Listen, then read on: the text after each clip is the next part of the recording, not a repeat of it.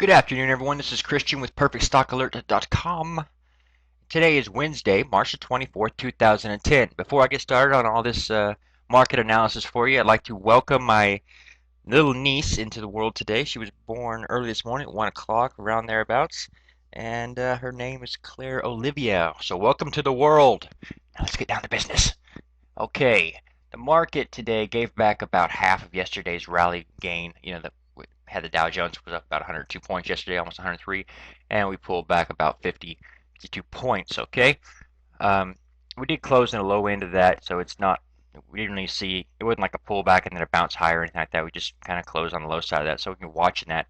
But it was a gap down for the let's see the Nasdaq here. You'll notice we gapped down. I'm not a big fan of that, but I'm really not a fan of this run anyway. I think we're kind of rolling over here, but that's just my opinion, and I'll show you why in a moment. But for a minute, let's look at some fundamentals. Yesterday I mentioned the housing was really bad, and today's numbers came in and basically confirmed that again.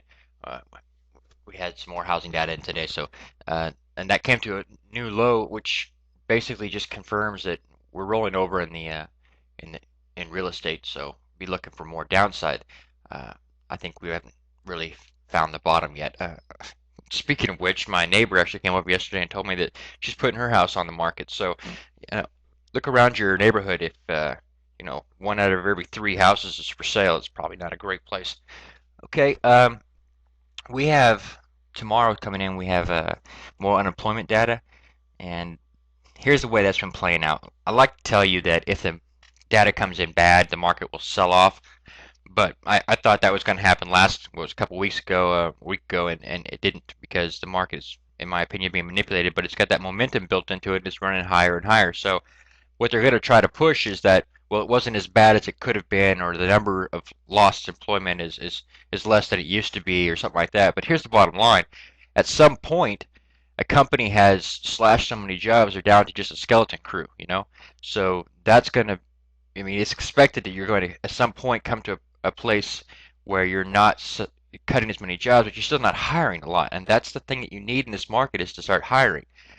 All right, taking that into account, we also have to figure that you can't stay on unemployment forever, not right now at least. So as unemployment benefits run out, you start dropping off there as well. So your headline number for unemployment right now is 9.7%, but true unemployment is about, or when I say true unemployment, we're talking about unemployed and underemployed, and that's about 17%. That's really up there. Now, let's assume that tomorrow's number comes in positive because, you know, uh, we've got census workers and things of that nature that are on the records right now. So let's assume that it comes in positive. The market would rally on that news, but bottom line, you've already rallied for a year anticipating a recovery of the unemployment levels. So to rally from this point now would be kind of absurd. You've already, in my opinion, the market has already priced in a complete recovery at this level. As if you go back, look on Monday, my analysis on the 3-year chart of the Dow Jones, it's a pretty good argument there that we've already priced in a total recovery. Um, so, and again, I'm bearish on this market, as I've been saying. We're overbought here on the slow stotch.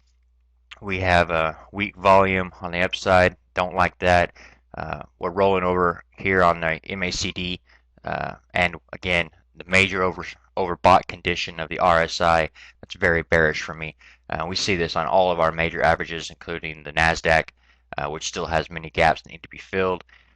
And again, the rolling over and tightening of these two moving averages, preparing to cross or form the bearish crossover that produces this, okay, when they cross like this, black and red becomes higher than black. Okay, that's a bearish crossover, and you end up with this kind of situation.